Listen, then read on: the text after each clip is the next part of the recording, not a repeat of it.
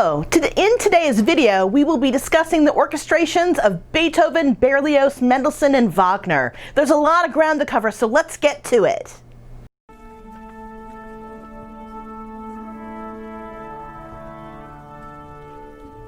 We left off in the previous video with the work of Mozart and Haydn. If you haven't seen that video yet, I suggest pausing this video and watching that one. It will give you some much needed context for what we are talking about. I'll link it in the eye and in the description box below.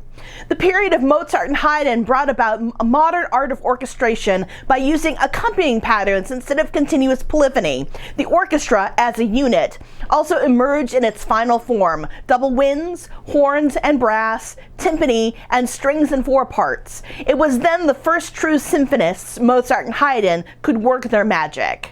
The next leap in orchestration came around the time of Beethoven and Weber. The cello started being used in the tenor register up on the A string for brilliant effects. It was soon to be a full melodist, or someone who plays the melody. It was freed from the bass part jail and started having more diverse parts, instead of just doubling the double bass part an octave above. This growth can be seen in the second movement of Beethoven's Fifth Symphony, where the cello joined the violas for the first motive, or short musical phrase. Let's hear that now.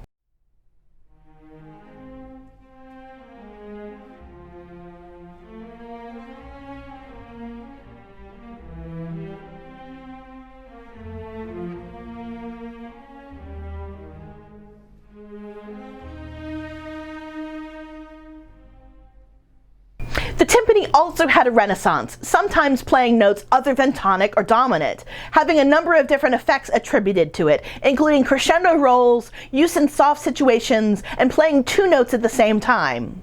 Orchestras at the time show appreciation for the value of clearness in orchestration. The tone of each instrument is allowed to be in its native state and accompanied by others whose tone color does not distract from theirs, and various groups of related tone color are freely contrasted as well as combined with another. More care was taken with dynamics, or volume, freely employing gradients between pianissimo, very softly, and fortissimo, very loudly. Also, there were more exacting directions for the phrasing in tempo in the scores. In opera scores also had more dazzling effects. Weber's Der Freischütz has probably affected the composer's art more than any other work in the time period. Another successful feature of orchestration was the Rossini crescendo, the addition of instrumental groups one by one to create the feeling of a crescendo. The time period of Berlioz and Mendelssohn saw many more features of the modern orchestra come to fruition.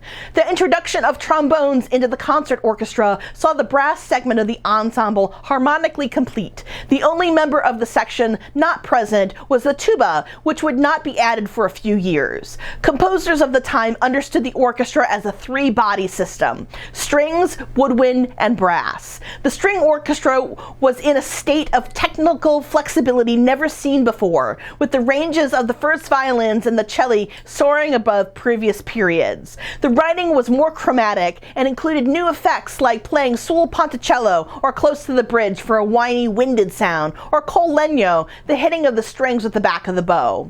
The woodwinds were being used more chromatically as well, with more solo sections of a melody doubled at the octave to balance out the richness of the strings. The brass section also made headway with more flexible and diverse horn and trumpet melodies, even though they were still only natural horns and trumpets in the orchestra. The independent flame of the period was Berlioz. He brought a new way of orchestrating to the orchestra, depending more on his imagination than on past examples. The possible uses for each instrument, each tone color, and each blend was seen in a new light and weighed with a careful eye. Berlioz also had new ideas in the realm of organization and rehearsal of the orchestra. He insisted on sectionals, or separate rehearsals by sections, was dogmatic in his placement of individuals on stage, and focused on another 100 details of rendering an orchestral performance that were new to the age. His standard of performance was also very high for the time period, leading to some very embittered concerts by Berlioz. He orchestrated with an ear for color everywhere. His string writing combined groups of like instruments into their own choirs: violins in multiple parts, violas in multiple parts, cello in multiple parts, even double basses in multiple parts. As melodists, each one of the string parts shared an equal responsibility and enjoyed equal importance, each type with its own color, individuality, character, and function. Berlioz wrote for the woodwind section with a clear perception of the distinctive tone color, tone weight, and natural character of each instrument. The individual technique of each instrument is kept in view. The outliers of the woodwind section, the piccolo, English horn, and the bass clarinet, are also used to maximum effect. The brass section felt his hand most readily as he tried to make the natural horns more chromatic melodists, sometimes by recording 4 horns in 4 different keys for a work. He also used the trombones with maximum flexibility, not just for loud spots, but for soft ones too. The brass parts move independently in his hands, their status as musically equal with the other 2 groups of the orchestra for the first time. In his time, Berlioz was seen as an outlier, always craving bigger and bigger orchestras. His works were not as seen as immediate runaway successes in his lifetime and did not influence too many of the composers surrounding him. Berlioz's Symphony Fantastique stands as one of his masterworks. We can see his dynamic use of the orchestra at the top of the 5th movement, the Song d'une Nuit de Sabbat, or the Witch's Sabbath. Berlioz uses many orchestrational tricks to establish the mood at the beginning of the movement. The strings are broken up into massive divisi, with the first violins in 3 parts, the second violins in 3 parts, and the violas in 2 parts. They all begin the movement with a tremolo high in their range, while the cello and the basses have the motive, an upward thrust louder than all the upper strings. The 3rd bar sees the upper strings break out into 30-second 3-note pairs, repeating over and over, sounding like something that is creeping slowly towards you. The strings then have descending chromatic sextuplets, landing into a cello and bass sextuplets that sound like growling. Against the rumbling, the strings have pizzicato notes, like droplets through a storm. The low woodwinds and brass then have staccato 16th notes descending into the bottom of the register. The piccolo, flute, and first oboe then have a triplet rhythm that sits high in their registers, like a plaintive call, that ends in a portamento to the octave lower. Then, starting with the bassoons and the cello, Berlioz has a rising figure that travels through the whole orchestra from lowest notes to highest notes. It terminates in the upper strings tremoloing again softly. The creeping second note motive comes back, ending in another growl from the cello and the basses. All upper strings play 3 30-second notes forte at the end of the bar, landing in a sforzando with the downbeat of the next measure. Then the plaintive cry in the piccolo, flute, and oboe comes back, followed by a very soft horn call. You can see the extended techniques and ranges of the instruments used by Berlioz to create the atmosphere of the movement. Let's listen and watch this section of the score.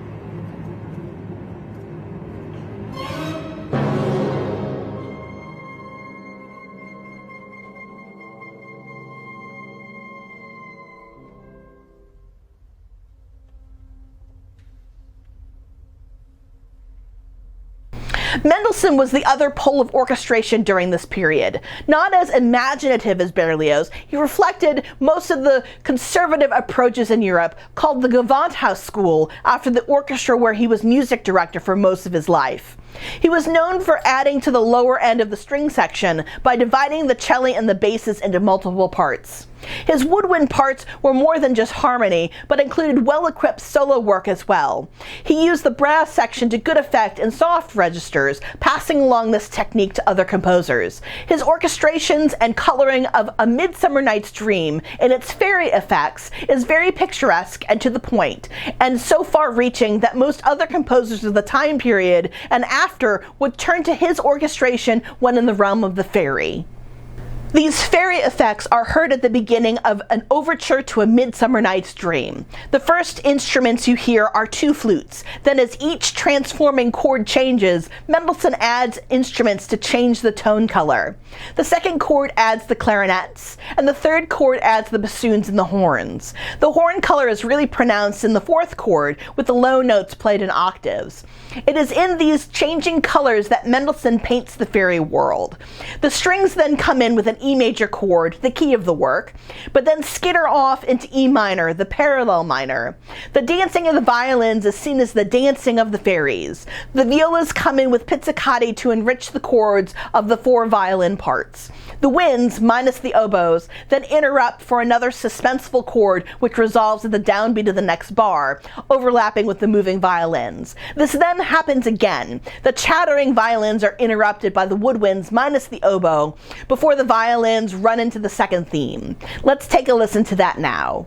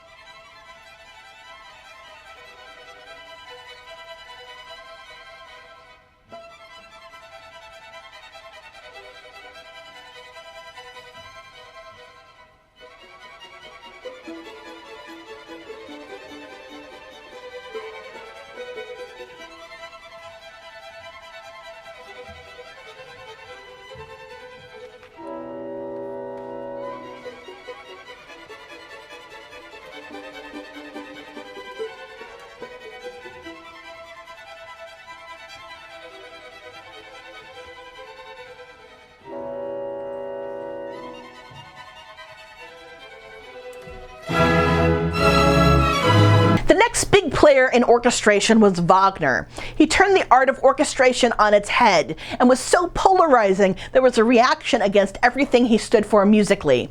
Importantly, he was also controversial then and now for his deeply held anti-Semitism. His biggest addition to the orchestra was to add to the body of the ensemble by adding instruments. Padding the orchestra started with Berlioz and was taken up by Wagner, who added additional flutes, oboes, clarinets, bassoons, horns, trumpets, trombones, and strings into the mix. He even had his own style of tuba, or the Wagner tuba, join the orchestra. The sheer volume and vertical nature of his harmony, rich in tone from all of the notes sounding at once, means a chord struck by Wagner is completely different from one struck by Beethoven or Mendelssohn. He writes moving parts for the strings when the brass take over the melody, creating a web of continuous movement in the orchestra.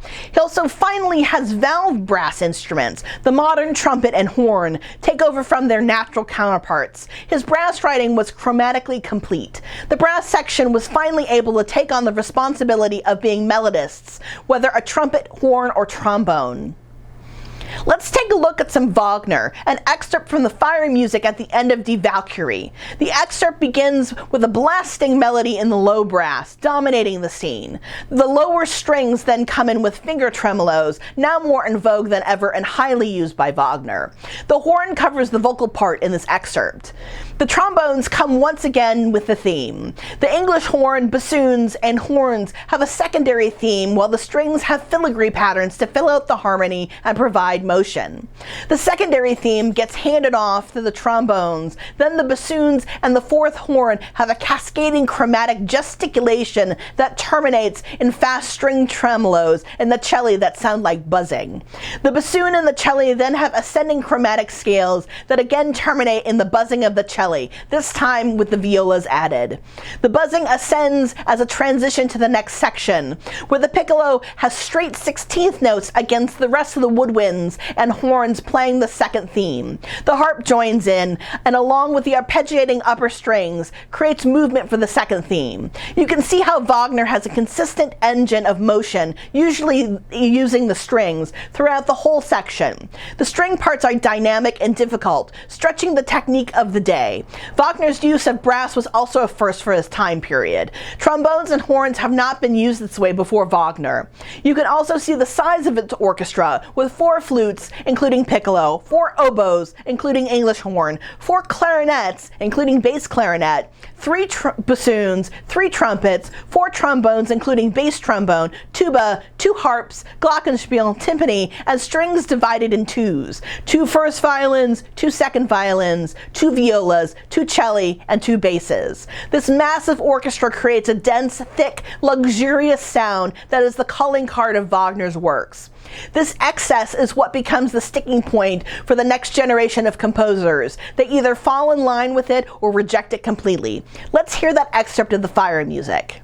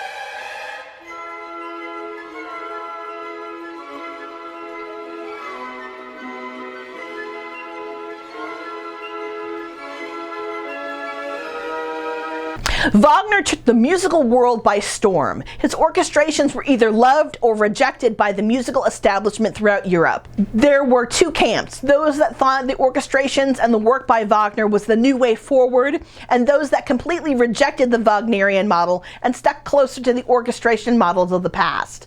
We will take a look at the diversity of opinion and orchestration in my next video, the History of Orchestration Volume 3. Thank you for joining me in this video. I've been having a great time producing these for you, and I hope you have a good time watching. I've learned so much. Please subscribe to make sure you don't miss any of my uploads. If you enjoyed this video, don't forget to give it a thumbs up. It really helps with the YouTube algorithm.